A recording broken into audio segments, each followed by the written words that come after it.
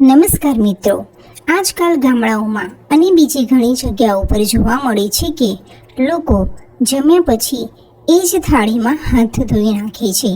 પરંતુ થાળીમાં હાથ ન ધોવા પાછળનું કારણ શું છે? આજે આપણે આ એક વાર્તાના માધ્યમથી સમજીએ.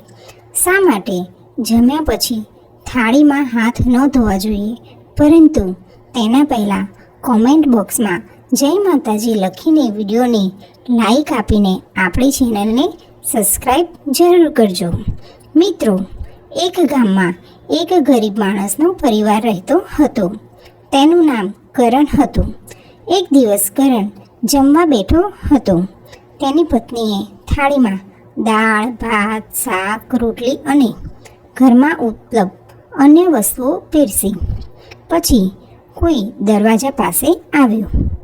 તેની પત્નીએ દરવાજો ખોલ્યો તો એક મહાત્માજી ભિખારીના વેશમાં આવ્યા હતા અને કહ્યું, મને ભિક્ષા આપો, મને બહુ ભૂખ લાગી છે, મેં ઘણા દિવસોથી ખાધું નથી. ત્યારે કરણે તેને ખૂબ આદર સાથે બોલાવ્યા. આવો મહાત્માજી, તમે અમારા ઘરે આવીને અમને આશીર્વાદ આપ્યા છે. તેણે તેમના માટે બેઠક ગોઠવી અને તે માણસે તેની સામે થાળી મૂકી. તે ગરીબ હતો અને ઘરમાં બહુ ઓછું ખાવાનું હતું. જે કંઈ થોડું પણ ખાવાનું હતું તે તેની પત્નીએ મહેનત કરીને તૈયાર કર્યું હતું. મહાત્માજીને ભોજન પીરસ્યા પછી કરણ શાંતિથી બેસીને તેમની સેવા કરતો રહ્યો. મહાત્માજીને ભોજન ગમ્યું અને તેમને પૂછ્યું કે શું તમે વધુ ભોજન મળશે? ત્યારે કરણની પત્નીએ જવાબ આપ્યો કે હવે ઘરમાં માત્ર 2 જ રોટલી બાકી છે, બીજું કંઈ નથી. મહાત્માજીએ તેની વાત સાંભળી. જ્યારે તેણે તે કીધું ત્યારે તે વ્યક્તિ 2 રોટલી લઈને આવ્યો અને કહ્યું, ભાઈ, કૃપા કરીને આ પ્રસાદ સ્વીકારો. મહાત્માજી એ તેની તરફ જોયું અને કહ્યું, ના ના, મારે હવે વધુ ભોજનની જરૂર નથી. તે જ્ઞાની હતો અને જાણતા હતા કે આ લોકો ગરીબ છે. તેમણે કરણ પાસેથી રોટલી લેવાની ના પાડી. કરણે હાથ જોડીને કહ્યું કે તમે અમારા મહેમાન છો. મહાત્માજીએ કહ્યું, જો તમારી આ ઈચ્છા છે તો 1 રોટલી રાખો. 1 રોટલી પીરસવામાં આવી અને 1 રોટલી બાકી રહી ગઈ. મહાત્માજીએ દાળ, ભાત, શાક અને 5 રોટલી ખાધી. તેઓનું પેટ ભરાઈ ગયું અને તેઓ સંતુષ્ટ થઈને પોતાના રસ્તે ચાલ્યા ગયા. હવે ઘરમાં માત્ર પતિ પત્ની જ બચ્યા હતા. તેઓએ વાસણો અને થાળી બહાર રાખી હતી. ઘરમાં જે કંઈ બચ્યું હતું, થોડી દાળ, થોડું શાક અને અડધી વાટકી ભાત, બંનેએ મળીને પોતપોતાની થાળીઓ ભરી. તેઓએ બાકીની રોટલીને અડધી ભાગમાં વહેંચી દીધી. તેઓએ આખો દિવસ કંઈ ખાધું ન હતું. આ તેમનો એકમાત્ર ખોરાક હતો. બંનેએ તે પ્રસાદ સ્વીકાર્યો. તમે કલ્પના કરી શકો છો કે અડધી રોટલી અને થોડો ખોરાક કોઈનું પેટ કેવી રીતે ભરી શકે છે? પરંતુ તેઓએ બીજું કંઈ ખાધું નહીં. તેણે થોડું ભોજન પણ સંતોષથી ખાધું. જમ્યા પછી તેણે હાથ ધોયા. જૂના જમાનામાં લોકો હંમેશા હાથ ધોવા માટે બહાર કે આંગણામાં જતા હતા. તેઓ થાળીમાં હાથ ધોવાને અશુદ્ધ માનતા હતા. એવું માનવામાં આવતું હતું કે આજે પણ ઘણા લોકો આ પરંપરાને અનુસરે છે. માઉન્ટ આબુમાં ભોલેનાથના ભંડારા જેવા વિશાળ ભંડારોમાં જ્યાં રોજ 30 થી 40 હજાર લોકો ભોજન કરે છે, ત્યાં પણ કોઈ થાળીમાં હાથ નથી ધોતું. આ નિયમ છે, પરંતુ આજકાલ ઘણા લોકો તેની આળસના કારણે થાળીમાં જ હાથ ધોવા લાગ્યા છે.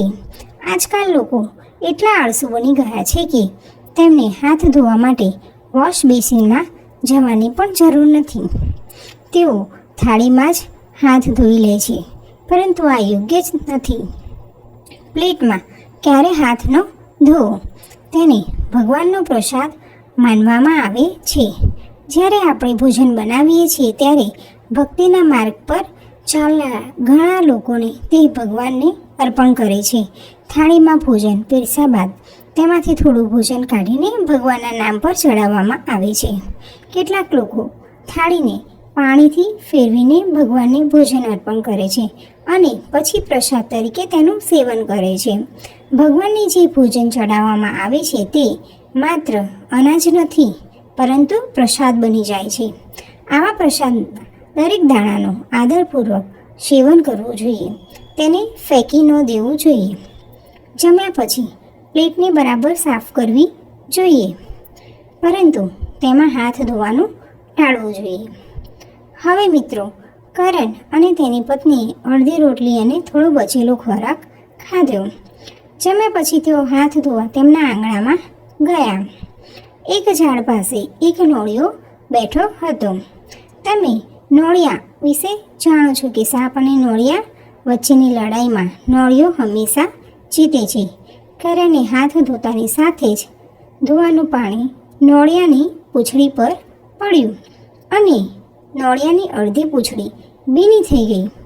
અચાનક નોળિયાએ જોયું કે તેની પૂંછડીનો ભીનો ભાગ સોનામાં ફેરવાઈ રહ્યો છે. તે ચમકવા લાગ્યો. આશ્ચર્યચકિત થઈને તેને કરણને કહ્યું, ભાઈ, તે જે પાણી મારા પર રેડ્યું તેનાથી મારી પૂંછડીનો રંગ સોના જેવો થઈ ગયો છે. જુઓ કેવું અદ્ભુત છે. હવે તમે એક કામ કરો, મારા આખા શરીર પર પાણી રેડો. નોળિયાએ કહ્યું, ભાઈ, જો તમારા પાણી રેડવાથી મારી પૂંછડી સોના જેવી થઈ ગઈ છે, તેથી મારા આખા શરીર પર પણ પાણી રેડો. હું સંપૂર્ણ સુંદર અને સોના જેવો ચમકતો થઈ જઈશ. આના પર કરણે જવાબ આપ્યો, ના, મેં હમણાં જ હાથ ધોયા છે. ઠીક છે, પણ તમે મને કહો છો કે તમારા પાણીથી મારી પૂંછડી કેવી રીતે સોનેરી થઈ ગઈ? હવે હું ઈચ્છું છું કે મારું આખું શરીર સોનેરી થઈ જાય. જેમ અત્યારે તે ચમકે છે તેમ કાલે ફરીથી મારા પર તમારા હાથ ધોઈ લેજો. કરણે હસતા હસતા કહ્યું, આમ કરવું મારી શક્તિમાં નથી, પણ તમે ધર્મરાજ યુધિષ્ઠિરના રાજ્યમાં જાઓ. ત્યાં બહુ મોટો યજ્ઞ યોજાઈ રહ્યો છે. ત્યાં ઘણા તપસ્વીઓ, મહાત્માઓ અને બ્રાહ્મણો આવશે. તેઓ ભોજન કરશે અને તમારા પર હાથ ધોઈ નાખશે, અને તેના હાથના પાણીથી તમારું આખું શરીર સોના જેવું થઈ જશે. તો સમજવું કે ધર્મરાજાનો યજ્ઞ સફળ થયો છે. આથી નોળિયો ખુશ થઈ ગયો અને તરત જ ધર્મરાજા યુધિષ્ઠિરના રાજ્ય તરફ પ્રયાણ કર્યું. ધર્મરાજા યુધિષ્ઠિરને યજ્ઞમાં લાખો લોકોએ હાજરી આપી હતી. બ્રાહ્મણો, તપસ્વીઓ અને મહાત્માઓ બધાએ ભોજન કર્યું અને હાથ ધોયા. નોળિયો પણ ત્યાં બેસી ગયો, પણ તેનું બાકીનું શરીર સોનામાં ફેરવાયું નહીં. જ્યારે યજ્ઞ પૂરો થયો અને દરેક પોતાની દક્ષિણા લેવા ચાલ્યા ગયા, ત્યારે ધર્મરાજા યુધિષ્ઠિરે સભા બોલાવી. સભામાં અર્જુન અને ભીમે કહ્યું કે આટલો મોટો યજ્ઞ અને અન્નદાન ઇતિહાસમાં પહેલાં ક્યારે થયું નથી. અમારા મોટા ભાઈ ધર્મરાજ યુધિષ્ઠિરે સોનું, ચાંદી, હીરા અને મોતીનું દાન કર્યું, જે આજ સુધી કોઈએ કર્યું નથી. ત્યારે નોળિયાએ અટકાવીને કહ્યું, ભીમ ભૈયા, ચૂપ રહે, અહીં કોઈ નથી. જો યજ્ઞ નથી થયો હોત તો તે ગરીબના ઘરમાં થયો છે. ત્યારે ભીમે આશ્ચર્યચકિત થઈને પૂછ્યું કે તમે કોણ છો અને તમારું અડધું શરીર સોના જેવું કેવી રીતે થઈ ગયું? નોળિયાએ જવાબ આપ્યો કે હું તો નોળિયો છું, પણ મારી પૂંછડીનો ભાગ સોના જેવું કેમ થઈ ગયો? તે જાણવા તમારે મારી વાર્તા સાંભળવી પડશે. નોળિયાએ કહ્યું, મહારાજ, નજીકમાં એક ગામ છે. તે ગામમાં એક ગરીબ માણસ રહે છે, જે સંપૂર્ણ ભક્ત અને ભાવનાથી ભગવાનને માને છે. તેને ભિક્ષામાં જે કંઈ મળે છે તે તેમાંથી ભોજન રાંધીને ખાય છે. નોળિયાએ આગળ કહ્યું કે તે દિવસે જમ્યા પછી હાથ ધોતાની સાથે જ હાથ ધોવાનું પાણી મારા પર પડ્યું અને મારું અડધું શરીર સોનામાં ફેરવાઈ ગયું. તેણે મને કહ્યું હતું કે તારું આખું શરીર સોનામાં ફેરવાઈ જાય તો સમજવું કે યજ્ઞ પૂરો થઈ ગયો. પણ ભાઈ, અહીં તો કેટલાય બ્રાહ્મણોએ ભોજન ખાધું છે અને હાથ ધોયા છે, પણ મારું શરીર સોનું બન્યું નથી, અને તમે કહો છો કે યજ્ઞ થઈ ગયો અને ધર્મરાજા યુધિષ્ઠિર સફળ થયા છે. તે દરમિયાન શ્રી કૃષ્ણ સભામાં બેઠા હતા અને હસતા હતા. અર્જુને તેને કહ્યું, ઓ શ્યામ સુંદર, તમે જ અનુમાન લગાવો કે આ નોળિયો કોણ છે અને શું કહે છે. કૃપા કરીને જણાવો કે શું યજ્ઞ ખરેખર પૂર્ણ થયો છે કે નહીં. સભામાં સૌની ઉત્સુકતા વધી ગઈ. ધર્મરાજ યુધિષ્ઠિરે આટલી બધી સંપત્તિ અને સંસાધનો ખર્ચ્યા, પણ નોળિયો કહે છે કે યજ્ઞ પૂર્ણ થયો નથી. શ્રી કૃષ્ણએ કહ્યું, સાંભળો, તારો યજ્ઞ હજુ પૂર્ણ થયો નથી, એટલે આ નોળિયાનું આખું શરીર નાશ પામ્યું છે. તે સોનાથી બનેલું નથી. જ્યારે યજ્ઞ પૂર્ણ થશે ત્યારે શરીર ચોક્કસપણે સોનામાં ફેરવાઈ જશે. અર્જુને જિજ્ઞાસા સાથે પૂછ્યું, પ્રભુ, મારા ભાઈએ જે યજ્ઞ કર્યો હતો, કેટલો મોટો યજ્ઞ આજ સુધી કોઈએ કર્યો નથી, પણ તેના શરીરનો અડધો ભાગ કેવી રીતે સોનાનો થઈ ગયો? આ કોણે કર્યું? એક યજ્ઞ કરવામાં આવ્યો જેના કારણે તેનું શરીર સોનાનું થઈ ગયું. ત્યારે શ્રી કૃષ્ણએ અર્જુનને કહ્યું કે આ નોળિયો એક ગામમાં ગયો હતો જ્યાં એક ગરીબ માણસ રહેતો હતો. તે વ્યક્તિએ સાચી ભક્તિ અને માગણી સાથે ભગવાનને યાદ કર્યા. તેના મનમાં કોઈ કપટ ન હતો. તેઓ એક સરળ અને સંતોષી વ્યક્તિ હતો.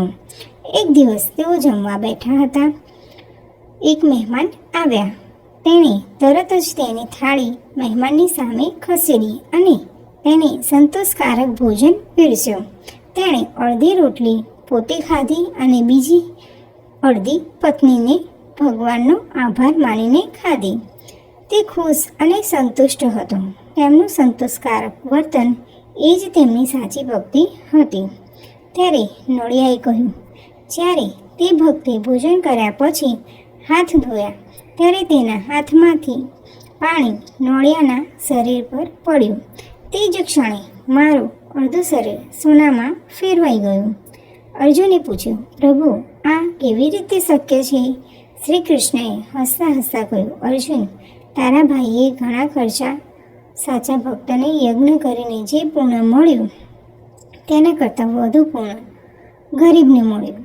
શ્રી કૃષ્ણએ કહ્યું કે ગરીબ વ્યક્તિ તેની સંપૂર્ણ સંપત્તિ અથવા તેની થાળીમાં રહેલું ભોજન મહેમાનને સમર્પિત કરે છે. તેની પાસે 4 રોટલી હતી અને તેણે તે દાન કરી દીધી.